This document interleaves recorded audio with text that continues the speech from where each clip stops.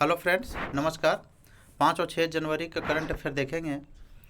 इसमें पहला है माजुली द्वीप। माजुली द्वीप न्यूज में है क्योंकि यहाँ माजुली फेस्टिवल हर साल मनाया जाता है। तो यह माजुली द्वीप क्या है? तो माजुली द्वीप जो है वह दुनिया के सबसे बड़े नदी द्वीप है ये।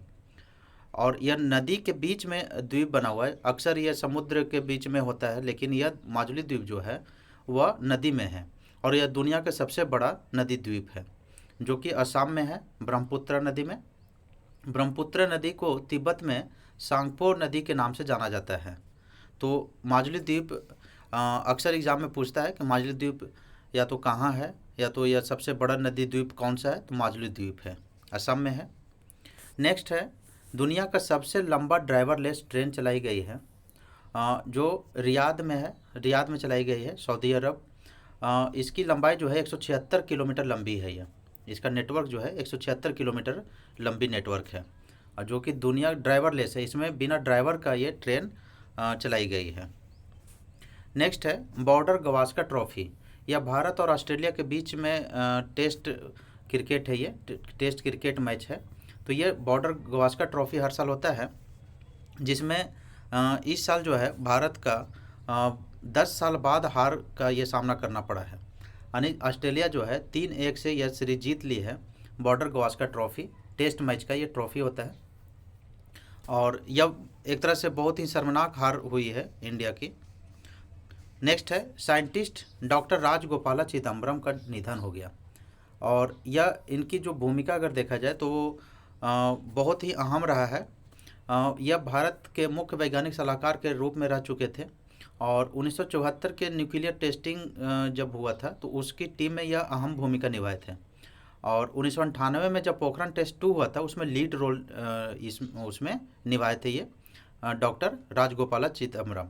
पोखरण कहाँ है? तो राजस्थान में हुआ था। इनको 1975 में पद्मश्री मिला और 1999 में पद्म विभूषण से सम्मानित किया गया डॉक्टर राजगोपाला चिदम्बरम को। नेक्स्ट है ग्रामीण महोत्सव 2025।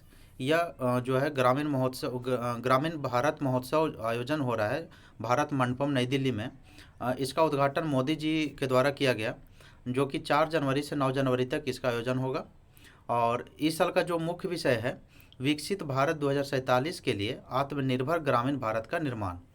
यानी जो भारत का लक्ष्य है विकसित होने का 2047 तक के, उसमें आत्मनिर्भर ग्रामीण होना है। ग्रामीण रूरल एरिया को आत्मनिर्भर बनना है।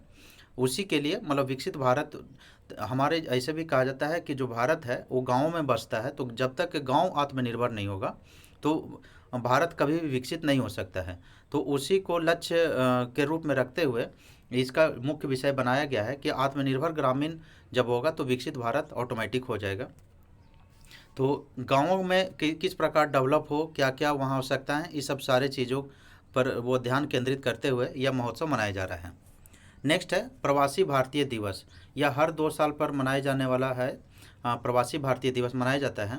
इस साल जो है 2025 में 18वीं संस्करण होगा, जो कि 8 जनवरी से 10 जनवरी के बीच में यह आयोजन होगा, प्रवासी भारतीय दिवस।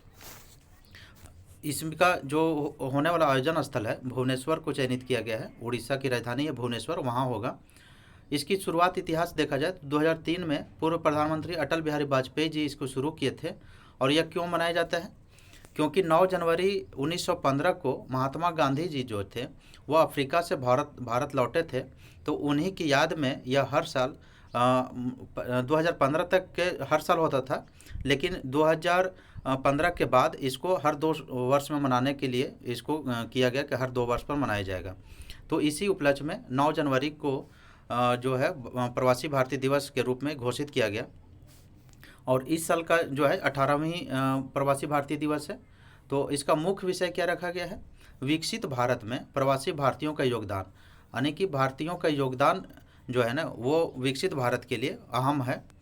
और 2015 से अभी बताया कि हर 2 वर्ष में एक बार यह मनाया जाता है। और 17वीं अगर देखा जाए तो यह इंदौर में हुआ था 2023 में। इंदौर मध्य प्रदेश में है, वहाँ हुआ था 17वीं। नेक्स्ट है Mike Johnson. Mike Johnson news में है क्योंकि यह यूएस का जो हाउस ऑफ रिप्रेजेंटेटिव है उसके स्पीकर चुन लिए गए हैं। हाउस ऑफ रिप्रेजेंटेटिव वहाँ का जो है वह भारत के लोकसभा लोअर हाउस की तरह यहाँ जो है सेम उसी प्रकार से वहाँ हाउस ऑफ रिप्रेजेंटेटिव उसको कहते हैं और यहाँ लोकसभा या लोअर हाउस कहते हैं। तो माइक जॉनसन वहाँ का स्पीकर बने हैं।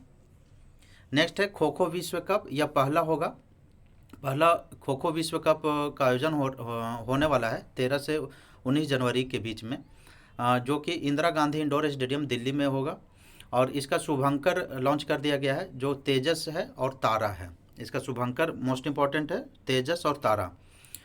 इसमें 24 देशों के 21 पुरुष और 20 महिला टीम जो है वह हिस्सा लेंगी खो खो विश्व कप में, और यह पहला खो खो विश्व कप है। तो इस प्रकार था 5 और 6 जनवरी का मोस्ट इम्पॉर्टेंट करंट अफेयर। ध्यान रखिए, एक दो बार सुन लीजिएगा तो आपको जब एग्ज़ाम में आएंगे तो आपको ज़रूर ये याद आ जाएगा, रिकॉल हो जाएगा। चलिए मिलते हैं नेक्स्ट वीडियो में। बहुत बहुत धन्यवाद।